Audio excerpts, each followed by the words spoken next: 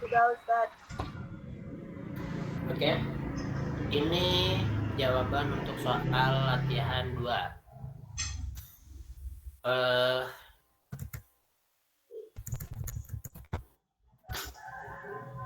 Untuk soal ini nggak ada saldo awal ya. Jadi kita bisa dibilang aman lah. Setelah membuat jurnal umum, kita langsung buat buku besarnya tanpa memperhatikan saldo awal dari setiap akun. Jadi kita langsung input aja dalam buku besar, langsung input transaksi yang udah kita buat di jurnal umumnya. Oke, tanggal 1 menyetorkan modal bentuk uang tunai sebesar 15 juta dan peralatan senilai 20 juta dengan masa manfaat 4 tahun dan nilai penyusutan 25% per tahun. Maka jurnalnya tanggal 1 itu ada 2 jurnal. Jurnal pertama kas pada modal senilai 15 juta, kasnya debit, modalnya kredit. Jurnal kedua peralatan pada modal, modalnya 20 di kredit, peralatannya di debit. Ada yang beda? Beda Ustaz. Beda Ustaz. Beda Ustaz. Gimana bedanya? Itu di modalnya Ustaz, kirain tuh peralatan sama kasnya tuh disatuin Ustaz, jadi Kan bisa. 35 juta. Oh, jadi Hamidah jurnalnya kas 35 juta, modal 35 juta gitu ya? Enggak, kasnya 15 juta, modalnya 35 juta, peralatannya 20 juta. Posisinya di debit. Modalnya di kredit, kasnya di debit, peralatannya di debit. Oh, jadi di dalam tanggal 1 itu jurnalnya kas di debit 15 juta, peralatan di debit 15 juta, modal di kredit 35 juta gitu ya? Enggak, peralatannya tetap 20 juta. Peralatannya 20 juta ya. Jadi digabung gitu ya? Iya Ustaz. Kas, peralatan, pada modal. Oke. Selain Hamidah yang jawabannya seperti itu ada? Ada Ustaz, Sama juga sama. Oke, berarti satu kelas sama semua ya? Ya. Jawaban seperti itu benar juga. Jadi saya menjawab rinci untuk membuat alur bahwa modal 35 juta itu diperoleh dari sumbernya dari kas 15 juta dan peralatan 20 juta. Jadi nggak ada masalah mau teman-teman bikin jurnalnya seperti saya atau langsung digabung, kas di debit, peralatan di debit, modalnya di kredit, langsung dijumlahkan. Seperti itu. Berarti betul jawabannya ya? Baik Ustaz. Sama. Oke. Selanjutnya tanggal 3 menyewa kios untuk jangka waktu 1 tahun, dibayar di muka 6 juta. Nah, ada keterangan dibayar di muka, berarti jurnalnya sewa dibayar di muka sebesar 6 juta. Sewanya di debit, kasnya di kredit. Sama? Sama Ustaz. Tanggal 5 membeli perlengkapan servis dengan persetujuan pembayaran di belakang. Ada clue-nya lagi, pembayaran di belakang berarti dia utang. Maka jurnalnya perlengkapan di debit, utangnya di kredit sebesar 2.500.000. Sama?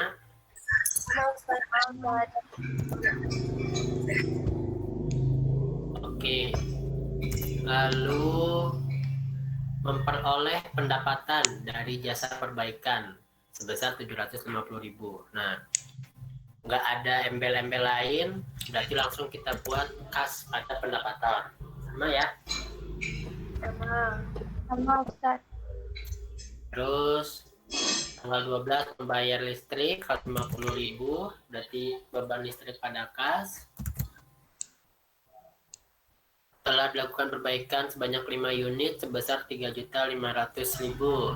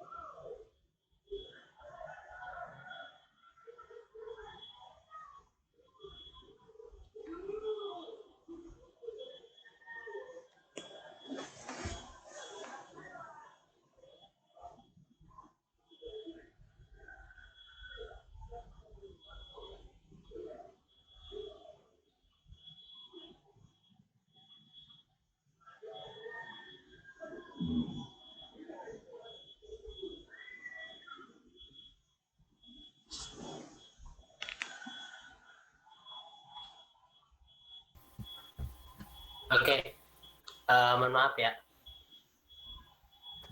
Tadi sampai mana? Tanggal 17 ya? Iya, Ustaz. Ya.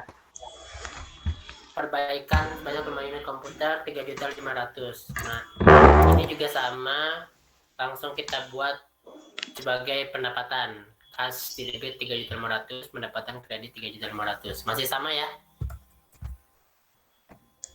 Beda, Ustaz. Bedanya di mana, Hamidah? Itu Ustaz, itu yang kirain piutang pada pendapatan. Oh, piutang pada pendapatan, Hamidah. Yang lain? Sama. Sama, Dad. Sama. Salsa. Ada yang beda?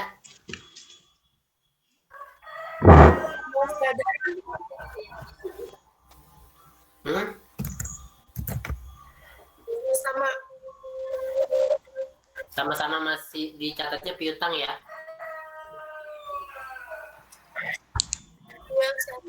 Ya, oke. Di sini karena nggak ada keterangan berupa tagihan, jadi dicatatnya sebagai pendapatan. Oke, jadi perusahaan telah melakukan perbaikan sebanyak 5 unit komputer sebesar 3.500.000. Nah, memang di sini bisa dibilang sebagai jebakan lah ya, karena nggak ada keterangan pendapatannya. Seperti tadi di kasus soal 1 ada menerima pembayaran gitu kan, atau telah diperoleh jasa gitu. Nah, di soal ini bahwa perusahaan telah melakukan perbaikan sebanyak 5 unit. Nah, karena tidak ada keterangan bahwa tagihan, jadi seperti yang di soal sebelumnya perusahaan mengirim tagihan atas perbaikan sebanyak 5 unit komputer gitu. Nah, kalau kata-kata ada kalimat di soal itu mengirim tagihan, nah, itu sudah pasti dicatatnya sebagai piutang. Nah, berhubung di sini tidak ada kalimat seperti itu, jadi kesimpulannya langsung kas pada pendapatan. Begitu. Nah, mungkin ini teman-teman menjawab piutang pada pendapatan sesuai dengan arahan dari Kakak Lab, atau memang pemahaman dari teman-teman seperti tadi? Arahan Kakak Lab. Arahan kita juga lihat antara piutang atau pendapatan. Kas. Jadi bukan kas pada pendapatan tapi piutang gitu ya? Tadinya jawab Iya. gitu. Awalnya kas pada pendapatan, terus Terus kata Makanya ya udah, ini katanya piutang, ya udah saya ganti piutang. Oke. Jadi ragu gitu kan. Siap. Kakak labnya angkatan berapa? Angkatan berapa sih nggak tahu Ustaz. Angkatan beda-beda Ustaz kayaknya. Oh, beda-beda. Jadi kelompok Hamidah misal dibimbing sama kakak lab angkatan 2018 gitu. Umar di 2019 gitu ya? Iya Ustaz, aku 2019. Oh ya. Tapi emang jurusan akuntansi kan ya? Iya Ustaz. Ya. Oke. Ya, next ke depannya teman-teman bisa lebih kritis ya, karena teman-teman udah mahasiswa. Jadi ketika arahan dari kakak lab seperti tadi, kayak misal tadi Umar sebenarnya udah betul jawabannya kas pada pendapatan, tapi pas dikasih tahu sama kakak lab jawabannya piutang pada pendapatan, kok jadi ragu gitu kan. Nah, akhirnya kesimpulannya ngikutin jawaban kakak labnya, karena dia yang udah senior dan pasti jawabannya betul gitu ya. Nah, kenapa saya minta teman-teman untuk lebih kritis lagi, karena biar teman-teman paham alurnya, kenapa sih saya jawabnya kas pada pendapatan nih gitu kan. Alasannya, argumentasinya Umar kasih tahu tuh kenapa, karena gini gitu kan. Dia kan nggak ada keterangan mengirim latihan. Terus kenapa kakak bilang jawabannya piutang gitu kan. Jadi biar teman-teman juga yakin bahwa oh ternyata si kakak ini ngasih tahu jawabannya seperti ini, alasannya seperti ini loh gitu. Jadi nggak kita telan mentah-mentah gitu. Jadi ketika di kelas seperti ini jawaban kita beda, saya tanya ke teman-teman kenapa jawabannya begini gitu kan, alasannya bukan itu dari kakak lab. Jadi kan terkesan jawabannya nggak ilmiah nih gitu kan, padahal kan teman-teman mahasiswa. Tapi nggak apa-apa, jadi pelajaran juga buat teman-teman, karena dengan adanya diskusi seperti ini bisa jadi saya yang keliru gitu kan dalam memberikan jawaban gitu kan, dan perlu adanya sifat kritis atau rasa kepo yang cukup tinggi dari teman-teman tuh membuat kakak lab tuh pastinya sih saya yakin, wah ini anak ini juga nih, serius juga nih gitu kan buat belajar akuntansi gitu kan. Dan pastinya si kakak lab itu punya argumen yang kuat juga, karena sedikit sharing, senior teman-teman, kakak kelas teman-teman sebelumnya yang pernah saya ajar juga melakukan hal yang sama. Saya minta dari soal yang saya kasih silakan kerjakan kelompok dan diskusi sama, kan mereka juga ada lab akuntansi gitu kan, belajar itu silakan coba ditanyakan gitu. Karena ketika saya bilang seperti itu memang ada diskusi yang hidup gitu ya, macam kok jawabannya begini gitu kan, sudah jawabannya saya begini, alasannya begini gitu kan. Jadi benar-benar bahwa oh biar sama-sama membuka pikiran bahwa bisa jadi apa yang dijawab sama kakak lab itu oh iya ya ternyata keliru nih gitu, karena selama ini pemahaman mereka mungkin sekedar ngikut gitu kan. Dan kenapa perlu adanya logik, kenapa akuntansi ini perlu pakai logika, ya itu tujuannya. Jadi biar ada oh logikanya masuk loh ternyata seperti ini gitu kedepannya bisa begitu ya teman-teman ya. Jadi biar teman-teman juga paham, bukan hanya sekedar paham ya itu tadi jawabannya dari kakak lab begitu gitu kan. Ya kalau kakak labnya ya mohon maaf, di kelas untuk mata kuliah akuntansinya kurang kan salah juga. Masa teman-teman udah yakin jawabannya ini gitu kan, karena ada hasutan jadi terpengaruh karena itu sih tadi kayaknya kalau saya rasa Umar kena apa namanya ya, kena hipnotis. Wah iya dia udah senior daripada saya nih, masa iya dia ngasih jawaban yang salah gitu. Tapi terlepas jawabannya si kakak itu bisa dipercaya, juga teman-teman harus tahu asal muasalnya, kenapa seperti itu jawabannya, logikanya masuk nggak gitu. Oke? Ya Ustaz. Ya, jadi kalau dari saya seperti itu jawabannya, karena tidak ada keterangan mengirim tagihan, jadi asumsinya bahwa ini udah selesai dan udah dibayar, jadi tunai. Persis dengan kita membeli kendaraan, ada keterangan cash atau kredit, kesimpulannya tunai gitu. Nah, lanjut ya kita. Tanggal 21 tadi ya udah ditanyakan ya, ini perlu jurnal penyesuaian atau enggak, karena dia sifatnya cuma 1 bulan, jadi langsung aja dibebankan. Jadi jurnalnya beban iklan pada kas.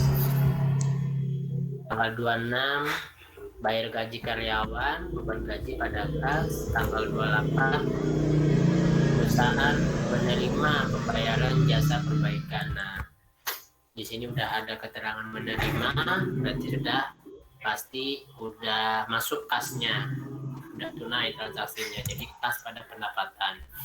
Terakhir tanggal 30 perlengkapan yang telah terpakai selama bulan September sebesar 350.000. Nah, lihat ya, ini kata-katanya telah terpakai, berarti angka 350.000 yang kita catat di dalam jurnal umum dengan jurnalnya beban perlengkapan pada perlengkapan. Sampai sini ada yang bertanyakan?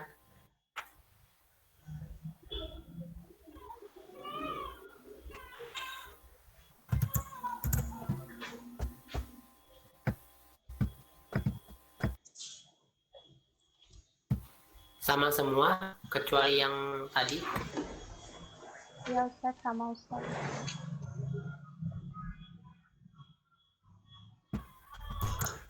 Selanjutnya kalau sama jurnal penyesuaian ya, kita skip dulu buku besarnya, kita coba jurnal penyesuaian. Jurnal penyesuaian yang terjadi dari soal ini ada 2. Di sini perintahnya membuat jurnal atas transaksi sudah, mengelompokkan ke dalam buku besar kita udah buat, nanti kita bahas. Terus merangkum dalam neraca saldo, membuat jurnal penyesuaian. Nah, jurnal penyesuaiannya ada 2. Pertama, beban penyusutan pada akumulasi penyusutan. Nilainya 1.666.667. Sama nggak? Sama Ustaz. Sama. Oke, dapatnya dari mana angka ini?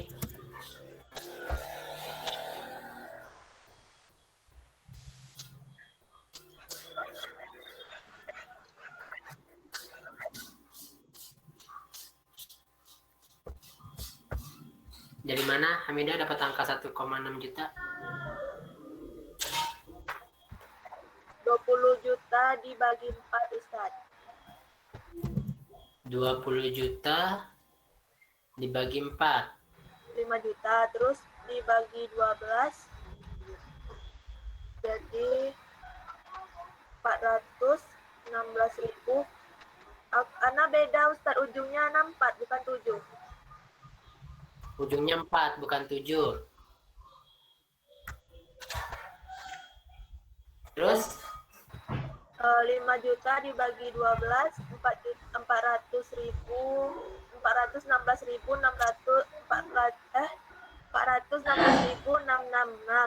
Terus dikali 4 jadi 1.666.000 rupiah. Oke. Kalau ujungnya beda 7 dengan 4 nggak masalah karena ini masalah pembulatan ya. Jadi boleh-boleh aja mau belakangnya 667 mau 64 itu bisa diterima. Yang penting teman-teman paham ya, dapat angka 1.600.000 itu dari mana. Kita udah tahu harga perolehannya tadi 20 juta karena dia 4 tahun 25%, berarti kita kali 25% sehingga 1 tahunnya 5 juta.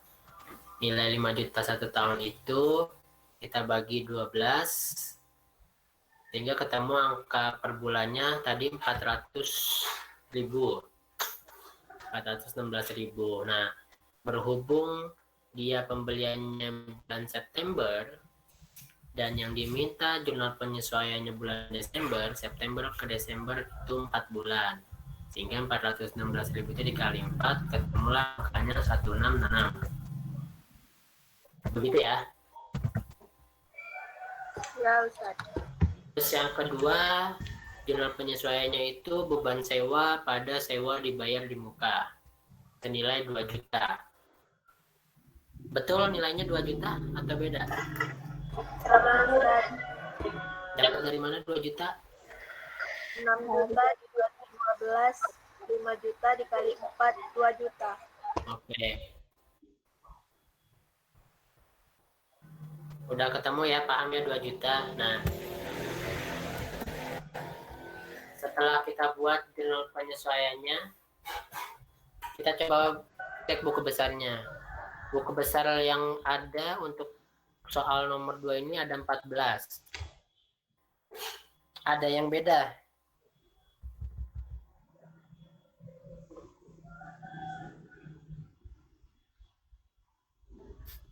Beda Ustaz. Beda. Ya, Yang ini ada berapa? 12 Ustaz. Ada 12. Ya, Apa aja tuh? Kas. kas, peralatan, Oke. perlengkapan, piutang, Ya. sewa, Mhm. terus hutang usaha, Ya. modal, Mhm. pendapatan, Mhm. beban listrik, Ya. beban iklan, Mhm. beban gaji, Mhm. sama beban perlengkapan. Ustaz. Oke. Nah, berarti di sini yang belum ada beban penyusutan peralatan, beban sewa, sama akumulasi penyusutan peralatan. Ya. Di saya ada 14, di Hamidah tadi ada 12. Seharusnya selisihnya 2. Tapi di sini kurangnya Hamidah itu 3 karena akumulasi penyusutan peralatan, beban penyusutan peralatan, dan beban sewa belum dimasukkan di dalam buku besar. Dan satu lagi ada yang beda, di saya nggak ada buku besar piutang. Karena tadi ya, Hamidah ada buku besar piutang karena ada jurnal piutang. Nah, mirip seperti tadi, jadi ketika teman-teman sudah buat jurnal penyesuaian, tolong dibuat lagi buku besarnya. Tujuannya apa? Biar nanti saat membuat neraca saldo tidak ada akun yang belum dimasukkan ke dalam neraca saldo. Yang pertama, yang kedua, saldo yang ada di dalam neraca saldo itu sudah merupakan saldo yang sebenarnya, sudah sesuai saldonya karena sudah dilakukan penyesuaian atas transaksi terkait. Nah, sehingga neraca saldonya nanti kurang lebih seperti ini.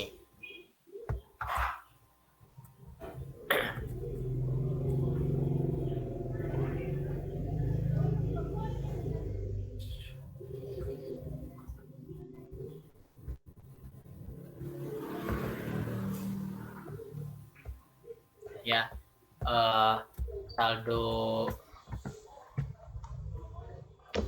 akhir kas di dalam buku besar 13.200.000 sama. Pasti beda ya, karena tadi kan ada piutang ya. Iya, tapi deh. Ya. 13.200.000 peralatan 20 juta sewa.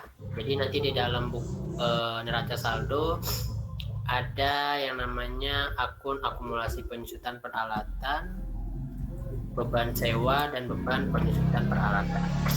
3 akun ini yang baru muncul karena adanya jurnal penyesuaian. Jadi saya minta ke teman-teman untuk kedepannya bisa dilakukan jurnal penyesuaian terlebih dahulu sebelum membuat buku besar. Jadi setelah selesai membuat jurnal umum, identifikasi transaksi mana yang perlu dibuat jurnal penyesuaian. Setelah dibuat jurnal penyesuaian, baru dibuat buku besar. Ya, tujuannya tadi yang saya bilang biar nggak ada yang terlewat dan saldonya udah sesuai semua. Jadi di dalam neraca saldo sebenarnya 3 akun ini teman-teman udah buat jurnal penyesuaiannya karena tidak ada di dalam buku besar, sehingga teman-teman terlewat memasukkannya. Seperti itu. Bisa diikutin ya? Ya, Ustaz. Oke. Baik teman-teman semua, insya Allah yang jawaban ini nanti saya coba share ke teman-teman. Kita sekarang coba masuk ke materi baru, yaitu tentang laporan keuangan.